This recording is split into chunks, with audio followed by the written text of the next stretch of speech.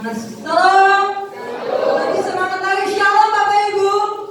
Haleluya. Puji nama Tuhan. Pertama-tama terima kasih untuk Tuhan Yesus Kristus yang punya pelayanan. Terima kasih untuk Bapak Gembala yang sudah memberikan kesempatan kepada saya untuk menyampaikan firman Tuhan kepada kita sekalian pada sore hari ini. Ada satu pepatah kuno yang berkata, tak kenal maka tak disayang. Karena ini adalah pertama kali saya menyampaikan firman Tuhan di tempat ini dalam ibadah raya, maka saya akan memperkenalkan diri. Nama saya Melanti Kesia Tatibun. Kemurahan Tuhan 2019 kemarin, 25 Oktober saya meraih sarjana teologi dari Sekolah Tinggi Wesleyan Kupang. Dan kemurahan Tuhan juga saya ada bersama dengan Bapak Ibu Saudara di tempat ini. Dan sejauh mana Tuhan berkehendak, saya akan ada tempat ini untuk membantu dalam pelayanan. Ya. Dan umur saya 25 tahun, OTW 26 tahun, dan bersyukur kepada Tuhan saya baru menikah. Puji Tuhan, demikian perkenalan singkat dari saya. Langsung saja kita buka dari 2 Raja-Raja pasal yang ke-6 ayat yang ke-8 sampai dengan ayat yang ke-23 akan menjadi nas pembimbing kita pada kesempatan sore hari ini. Sekali lagi, kitab 2 Raja-Raja pasal 6 ayat 8 sampai 23. Kita akan membacakan firman Tuhan ini menjadi nas pembimbing kita pada sore hari ini. Yang sudah ketemu katakan amin. Amin, puji Tuhan. Kita akan membacanya secara respons dari Bapak Ibu Saudara karena bacaan kita cukup panjang. Jadi kita akan membaca secara bergantian, ya, responsori. Saya ayat yang genap, Bapak Ibu Saudara ayat yang ganjil. Di ayat yang ke-23 kita akan membacanya secara bersama-sama. Saya mendahului 2 Raja-Raja pasal 6 ayat yang ke-8 sampai ayat yang ke-23 di bawah perikop tindakan Elisa dalam peperangan melawan Aram. Ayat yang ke-8 saya duluan. Raja negeri Aram sedang berperang melawan Israel. Ia berunding dengan pegawai-pegawainya, lalu katanya, ke tempat ini dan itu haruslah kamu turun menghadap. Bapak Ibu,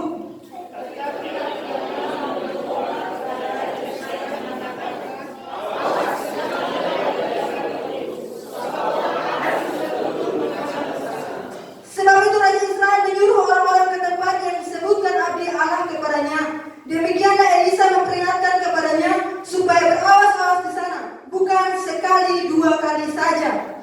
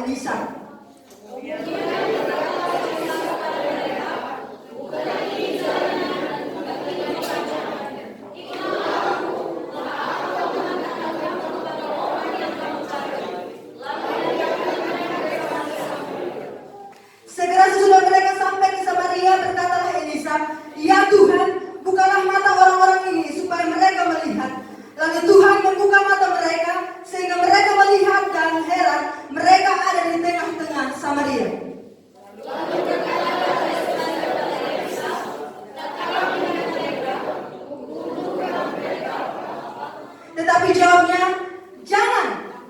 Biasakah kau bunuh yang kau tawan dengan pedangmu dan dengan panahmu? Tetapi hidangkanlah makanan dan minuman di depan mereka, supaya mereka makan dan minum, lalu pulang kepada Tuhan mereka. 2, 3. Disediakanlah bagi mereka jamuan yang besar, maka makan dan minumlah mereka. Sesudah itu dibiarkanlah mereka pulang kepada Tuhan mereka. Sejak itu tidak ada lagi gerombolan-gerombolan Aram memasuki negeri Israel. Terima kasih Tuhan Yesus memberkati partisipasi Bapak Ibu Saudara. Sekali lagi shalom. Iya, puji Tuhan. Mengenai tema firman Tuhan, pembacaan firman Tuhan kita pada sore hari ini, saya mengambil satu tema kecil hampir sama dengan tema firman Tuhan kita di ibadah pertama tadi, ya, hanya beda-beda sedikit, ya, yaitu tindakan orang percaya dalam mengatasi masalah. Sekali lagi tema firman Tuhan kita pada sore hari ini adalah tindakan orang percaya dalam mengatasi masalah. Saya punya pertanyaan, siapa di antara Bapak Ibu Saudara yang tidak punya masalah, yang tidak sedang ada dalam masalah, terus dia yakin sekali ke depan tidak akan pernah mengalami masalah? Saya ulangi pertanyaan saya, siapa di antara Bapak Ibu Saudara yang tidak pernah mengalami masalah, yang tidak sedang ada dalam masalah, dan dia yakin sekali bahwa ke depan dia tidak akan pernah mengalami masalah? Kalau ada, silakan angkat tangan. Tidak ada? Puji Tuhan. Kalau sampai ada yang angkat tangan, saya angkat kaki dari sini, karena tidak nyambung. Tapi saya terlalu percaya Bapak Ibu Saudara tidak mengangkat tangan, bukan karena takut nanti saya suruh maju ke depan untuk kesaksian, bukan saya suruh ke depan untuk memberitakan hal-hal yang tidak. Tetapi itulah kenyataan bahwa setiap manusia, siapapun dia, pasti mengalami yang namanya masalah. Amin. Amin. Laki-laki, perempuan, tua, muda, kecil, besar, kita semua pasti pernah mengalami yang namanya masalah. Mungkin kita sedang ada dalam masalah, dan ke depan juga kita pasti akan diperhadapkan dengan masalah. Anak kecil saja, bayi saja, ketika ibunya terlambat memberi susu kepadanya, bagi dia itu masalah, makanya dia menangis. Anak sekolah saja, kalau sekolah-sekolah tidak pernah pintar-pintar, bagi dia itu masalah. Kalau umur sudah 26 tahun seperti saya, tapi tidak dicinta nikah oleh orang tua, itu masalah bagi saya. Masalahnya teman-teman saya sudah punya 2 anak, 3 anak, Bapak Ibu Saudara. Kalau sudah umur 35 tahun ke atas dan belum ketemu dengan jodohnya, itu masalah. Sudah jadi orang tua, punya anak-anak yang bandel, itu masalah. Sebagai seorang istri, kalau kita punya suami yang sangat jahat, itu masalah. Kalau sebagai seorang suami punya istri mulut seperti kuntilanak, itu masalah, Bapak Ibu Saudara. Dengan singkat cerita saya mau katakan, semua manusia pasti punya masalah. Siapa bilang pejabat tidak ada masalah? Pejabat punya masalah. Petani tidak ada masalah? Petani punya masalah. Bahkan hamba Tuhan juga punya masalah. Jangan pikir oh hamba Tuhan tidak ada masalah. Siapa bilang? Alkitab mencatat Elisa punya masalah. Siapa Elisa? Dia hamba Tuhan besar. Dia dipakai Tuhan secara luar biasa, tetapi punya masalah. Apalagi orang awam, apalagi jemaat biasa, terlalu omong kosong kalau bilang tidak ada masalah. Kita semua pasti punya masalah. Elisa, masalahnya adalah apa, Bapak Ibu Saudara?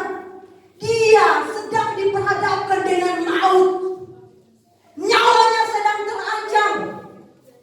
Bukan oleh satu orang, oleh satu negara, oleh satu negeri. Rajanya sendiri yang memerintahkan kepada pasukan-pasukannya pergi menghadap, bunuh Elisa.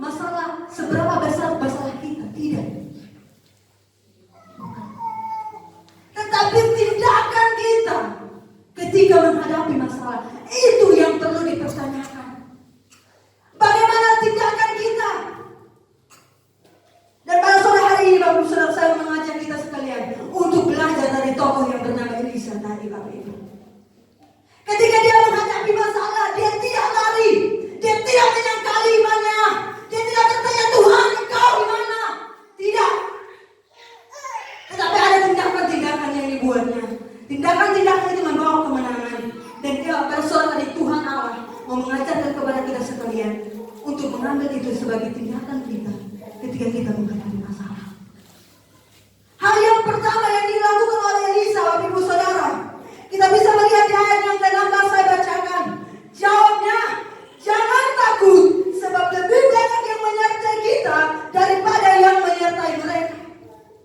Ketika pujian daripada Elisa melihat tentara Aram sedang mengepung kota itu dan hendak menangkap mereka, membunuh mereka, pujiannya sebagai seorang manusia, dia berkata, Tuhan, bagaimana ini? Dengan kata lain dia bilang, Tuhan, saya takut mati kita. Tetapi sebagai seorang yang memiliki iman, saya katakan iman yang sangat berkualitas, dia berkata kepada pujiannya, jangan takut, sebab lebih banyak yang menyertai kita lebih daripada yang menyertai mereka. Ada amin? Amin. Bapak Ibu Saudara yang diberkati oleh Tuhan kita Yesus Kristus, tindakan daripada Elisa memberikan pengajaran kepada kita supaya sekali-kali tidak perlu takut dalam mengatasi masalah.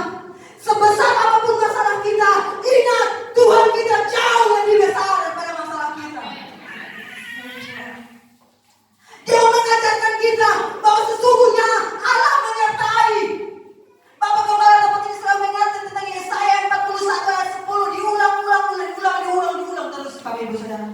Tujuannya supaya apa? Supaya membangun iman kita. Sesungguhnya Allah kita Allah yang menyertai. Sebab dia Allah Immanuel, Allah menyertai, dan sekali-kali dia tidak akan pernah menyangkal namanya sendiri. Dia menyertai Bapak Ibu Saudara. Elisa mengakui itu. Dia boleh mengatakan jangan takut, sebab yang menyertai kita jauh lebih banyak daripada yang menyertai mereka.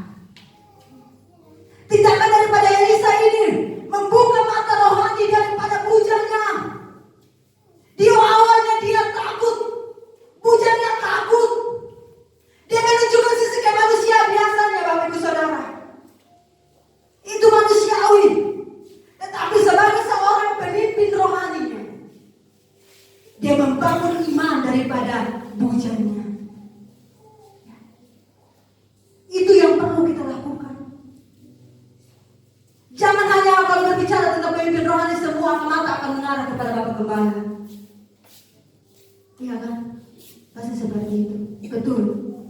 Dan saya yakin bahwa Bapak Gembala sudah memberikan teladan yang baik bagi kita. Ya. Untuk membangun iman kita bahwa sesungguhnya Allah kita Allah yang menyertai kita. Kita juga menjadi pemimpin rohani bagi keluarga kita. Apa gunanya kita setia beribadah? Apa gunanya kita setia berpuasa kalau kita tidak bisa menjadi contoh yang baik bagi keluarga kita? Ibu Saudara diberkati oleh Tuhan kita Yesus Kristus. Kalau kita mau orang banyak diselamatkan untuk Tuhan, ingat baik-baik. Orang tidak pernah melihat, oh orang itu satu minggu gerejanya 2 kali, paginya jam 10, sorenya jam 5. Puasa hari Rabu dan hari Sabtu. Tidak. Yang dilihat apa? Sikap hidup. Kalau kita katakan kita suka beribadah, kita rajin berpuasa, tapi kehidupan kita tidak benar, kita masih suka mencuri, kita masih suka bergosip, kita masih suka berdukun, bagaimana kita mau menyalahkan orang lain? Firman Tuhan tadi pagi dikatakan bahwa apa? Harus jadi terang. Bagaimana mungkin kita menjadi terang kalau diri kita saja tidak terang, Bapak Ibu Saudara? Terang itu harus kita bawa kemana-mana. Orang harusnya melihat kemuliaan Tuhan. Maka mereka akan percaya. Tidak perlu kita pegang Alkitab berdiri di pinggir jalan dan berbicara dengan Tuhan. Tidak perlu. Mereka akan melihat sikap hidup kita. Dan mereka akan sendiri berkata, di dalam dirinya ada Yesus. Sikap hidup kita akan menentukan berapa banyak orang yang bisa kita selamatkan untuk hormat dan kemuliaan bagi nama Tuhan. Beriman. Jadi hal yang pertama, ketika kita menghadapi masalah, sekali lagi, beriman. Beriman bahwa Tuhan menyertai. Tuhan sanggup mengatasi masalah kita. Tuhan sanggup menolong kita. Dan sekali-kali Tuhan tidak pernah meninggalkan kita. Sekali lagi dia Allah Immanuel. Itu hal yang pertama Bapak Ibu Saudara. Hal yang kedua, tindakan orang percaya ketika menghadapi masalah. Yang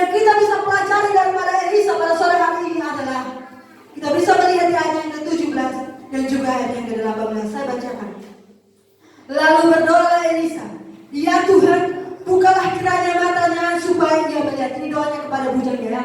Maka Tuhan membuka mata bujang itu sehingga ia melihat. Tampaklah gunung itu penuh dengan kuda dan kereta berapi sekeliling Elisa. Ketika orang-orang itu turun mendatangi dia, berdoalah Elisa kepada Tuhan, buntakanlah kiranya mata orang-orang ini.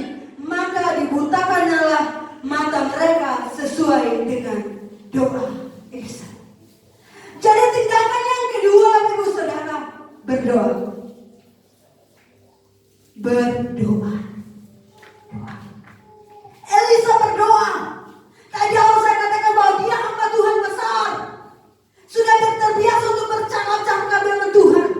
Tetapi ketika dia berhadapan dengan masalah, dia berdoa.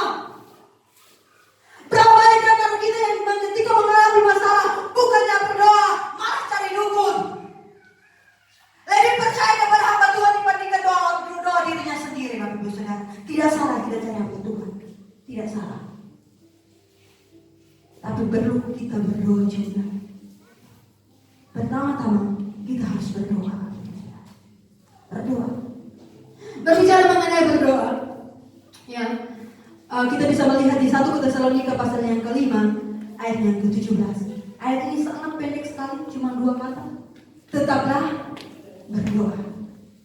1 Tesalonika 5 ayat yang ke-17. Tetaplah berdoa. Tetaplah berdoa. Artinya bahwa tidak ada perubahan.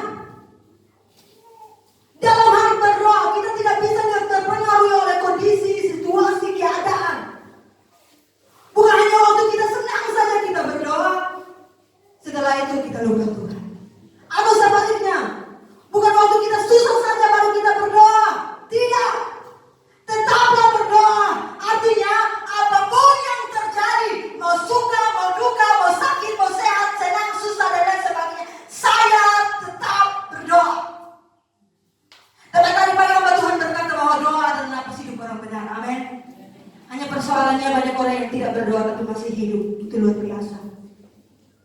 Tapi saya percaya bahwa jemaat Allah tempat ini adalah orang-orang yang suka berdoa. Amin. Luar biasa. Kita adalah orang-orang yang suka berdoa. Bapak Ibu Saudara. Ya, saya punya satu pertanyaan Bapak Ibu. Kalau berbicara mengenai Tuhan Yesus, Tuhan adalah dokter di atas segala dokter. Amin. Semua percaya? Berapa banyak yang percaya bahwa Tuhan adalah dokter atas segala dokter? Kalau angkat tangannya ke atas. Wah, semua percaya.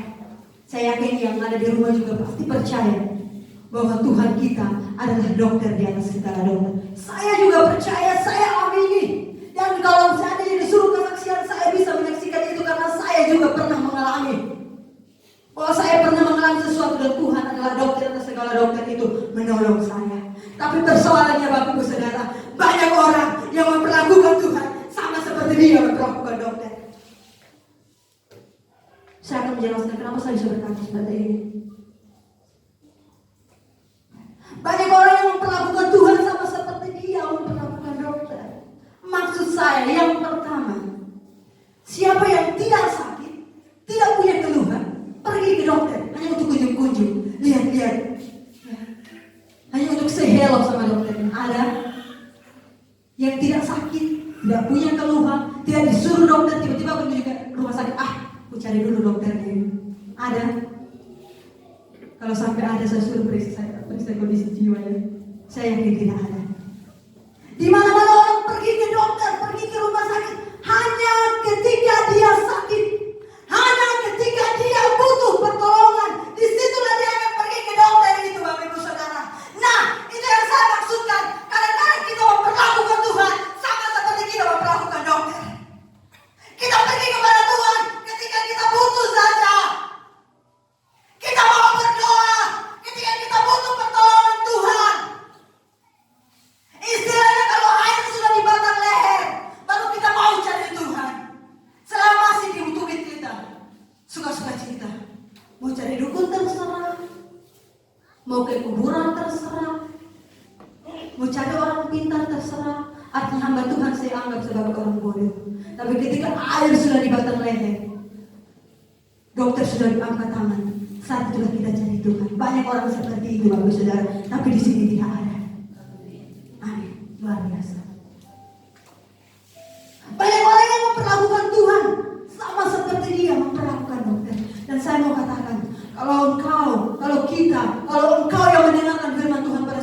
ini dan masih sama memperlakukan Tuhan sama seperti itu, saya mau katakan bertobatlah.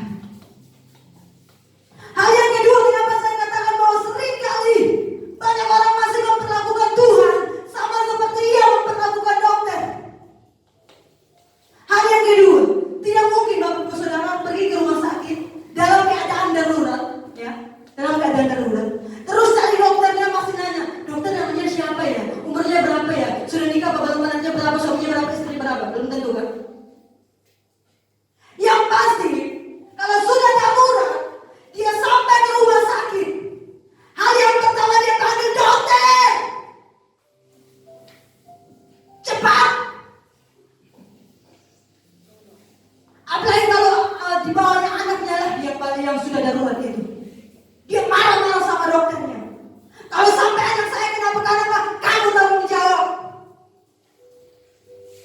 Nah itu yang seringkali saya maksudkan, seringkali kita memperlakukan Tuhan sama seperti itu. Ketika kita sudah berdoa, dalam keadaan darurat kita berdoa kepada Tuhan, seringkali kita juga ungkit apa yang sudah kita pernah belum lakukan untuk Tuhan. Bayangkan saja Bapak Ibu Saudara, orang kalau ke dokter bawa pasien darurat, ada BPJS, ada kartu Indonesia Sehat, ada uang tunai dibawanya ke dokter itu. Saya bayar, sembuhkan anak saya. Seringkali kita memperlakukan Tuhan seperti itu. Yang sering jadi korban adalah hamba-hamba Tuhan, Bapak Ibu Saudara. Ketika kita sudah merasakan bahwa kehidupan kita sudah terlalu susah, kita butuh pertolongan, kita bilang sama Tuhan, Tuhan, tolong saya. Bukankah saya sudah berkorban untuk Engkau? Bukankah saya sudah melayani Engkau berpuluh-puluh tahun? Bukankah saya sudah memberi sumbang untuk pembangunan gereja-Mu? Sekali lagi saya mau katakan, kalau sampai ada orang-orang yang suka mengungkit-ungkit persembahan, oh karena saya gereja itu ada, saya baru kasih tahu, Tuhan Allah kita Tuhan yang kaya. Tanpa persembahan Bapak Ibu Saudara, Dia sanggup memenuhi kebutuhan gerejanya.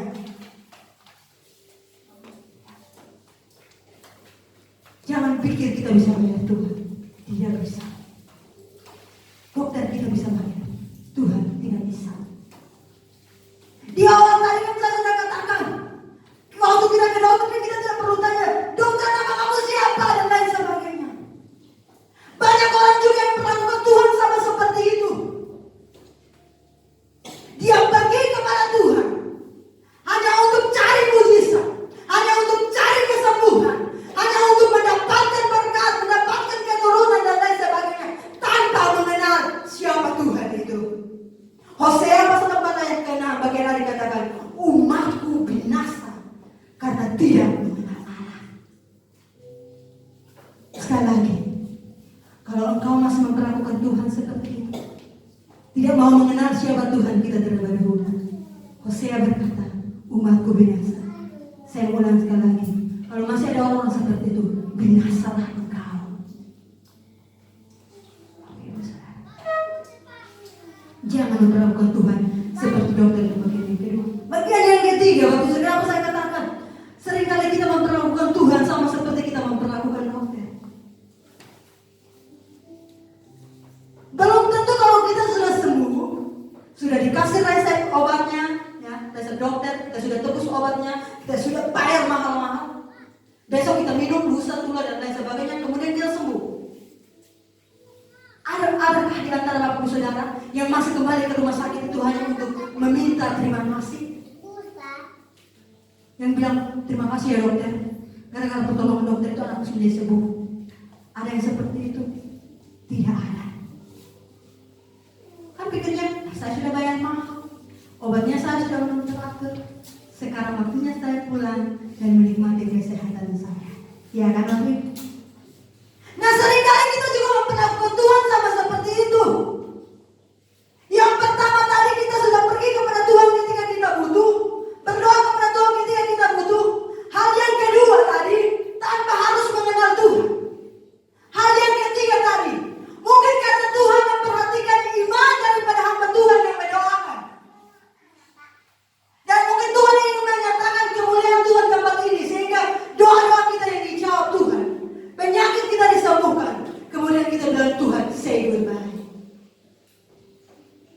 pergi dan tidak pulang lagi. Jangankan pulang ke gerejanya, hamba Tuhannya saja sudah tidak dikenalnya lagi. Apalagi Tuhan, Bapak Ibu Saudara.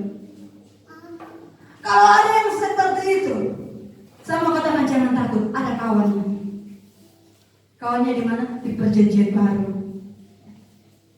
Bapak Saudara, mungkin kita sudah sering kali belajar tentang firman Tuhan ini, tentang ke-10 orang kusta. Ya, ketika mereka kusta sakit, kemudian Tuhan menyembuhkan mereka. Singkat cerita, Tuhan bilang sama Yesus bilang sama mereka, pergilah dan perlihatkanlah dirimu kepada imam-imam kepala. Ya, ketika mereka sudah sampai di tengah jalan, dilihatnya bahwa betul apa yang dikatakan Tuhan Yesus itu benar. Mereka sembuh. 10 orang kusta itu sembuh. Tetapi persoalannya Alkitab mencatat bahwa cuma 1 orang, bukan 5 orang, bukan 7 orang, bukan 9 orang, tetapi cuma 1 orang yang pulang dan hanya untuk mengucapkan terima kasih kepada Yesus. Kemana 9 orang itu? Mereka sudah tidak peduli lagi, Bapak Ibu Saudara. Tapi perhatikan baik-baik kalau Bapak Ibu Saudara boleh baca firman Tuhan itu. Dikatakan bahwa 1 orang itu yang pulang untuk mengucapkan terima kasih, Yesus berkata kepada dia, pergilah, imanmu sudah menyelamatkan engkau. Pertanyaannya, yang 9 orang itu selamat atau tidak? Itu rahasia Tuhan. Dan saya yakin tidak selamat. Kenapa? Mujizat tidak bisa membawa kita sampai ke surga. Kesembuhan tidak bisa menjamin kita masuk surga. Berkat-berkat Tuhan hari ini yang kita nikmati tidak bisa membawa kita sampai surga. Yang bawa kita sampai surga siapa? Sumber kesembuhan, sumber mujizat, sumber berkat siapa dia? Yesus Kristus Tuhan kita. Makanya kalau sampai kita jadi orang Kristen yang tidak tahu terima kasih, malang sekali Bapak Ibu Saudara. Kalau hari ini kita diberkati, kita bilang, oh saya pasti masuk surga. Belum kan? Tapi kalau hari ini engkau melihat perbuatan Tuhan dalam kehidupan ini, dan engkau selalu datang kepada Tuhan, selalu senantiasa engkau mau mengenal Tuhan dengan sungguh-sungguh, dan engkau menjadi pribadi yang tahu berterima kasih, mengucap syukur kepada Tuhan, aku yakin dan percaya upahmu Tuhan sediakan di kerajaan surga. Ibu, hal yang ketiga, ini poin yang terakhir. Tinggalkan orang percaya ketika menghadapi masalah. Kita bisa melihat di ayat yang ke-23, saya bacakan Bapak Ibu Saudara. Ayat yang ke-22 maksud saya. Tetapi jawabnya, jangan, biasakah kau bunuh yang kau tawan dengan pedangmu dan dengan panahmu? Tetapi hidangkanlah makanan dan minuman di depan mereka, supaya mereka makan dan minum, lalu pulang kepada Tuhan mereka. Selanjutnya ayat 23, disediakanlah bagi mereka jamuan yang besar, maka makan dan minumlah mereka. Sesudah itu dibiarkanlah mereka pulang kepada Tuhan mereka. Sejak itu tidak ada lagi gerombolan-gerombolan Aram memasuki negeri Israel. Jadi poin yang ketiga, tindakan kita ketika menghadapi masalah adalah mengampuni musuh. Garis bawah kata musuh. Yesus berkata, kalau engkau mengampuni orang yang baik kepadamu, engkau mengasihi orang yang mengasihi engkau, apakah jasamu? Elisa melakukan sesuatu yang sangat luar biasa. Musuhnya dia ampuni, dia kasihi musuhnya. Ketika orang Aram itu yang sudah dibutakan matanya oleh Tuhan, ketika mereka ada di tengah-tengah kota Samaria, berkatalah Raja Israel, ya, bahwa bisakah kita bunuh mereka, Bapak? Elisa tidak bilang, ya bunuh saya, tidak apa-apa. Kalau sebagai seorang manusia biasa yang tidak beriman, yang tidak suka berdoa, yang tidak mau mengasihi, harusnya itu mencari kesempatan yang paling baik untuk membunuh semua musuh-musuhnya. Harusnya seperti itu. Orang ini yang tawarkan Raja Israel, bukan dia sendiri kan? Suka sekali harusnya. Tetapi dia berkata, tidak usah, tidak perlu. Itu mengasihi. Selamat datang Bapak Ibu Saudara. Mengasihi adalah tindakan yang paling susah. Apalagi yang dimana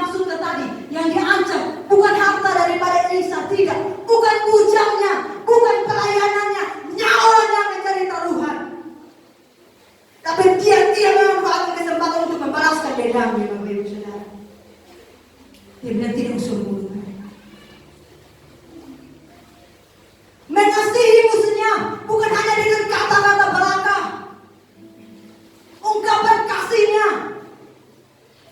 Tidak hanya dengan kata-kata lepaskan mereka dan selesai. Tidak.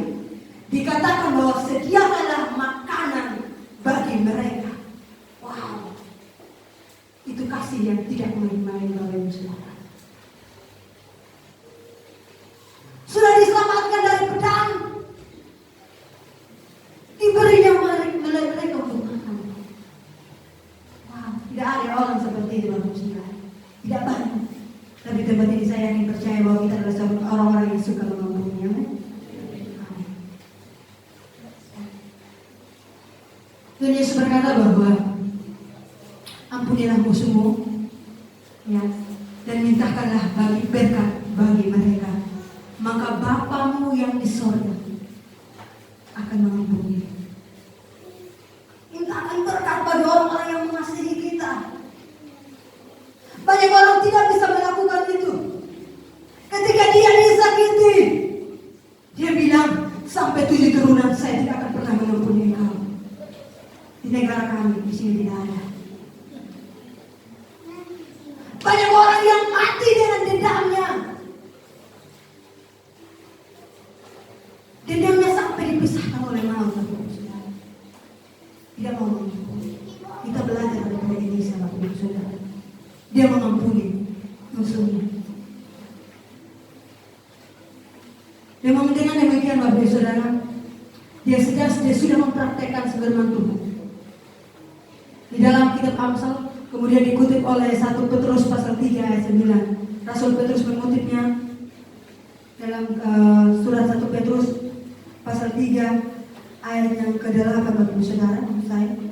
Saya bacakan bagi kita sekalian. Sekali lagi 1 Petrus pasal 4 ayat yang ke-8. Demikian firman Tuhan. Tetapi yang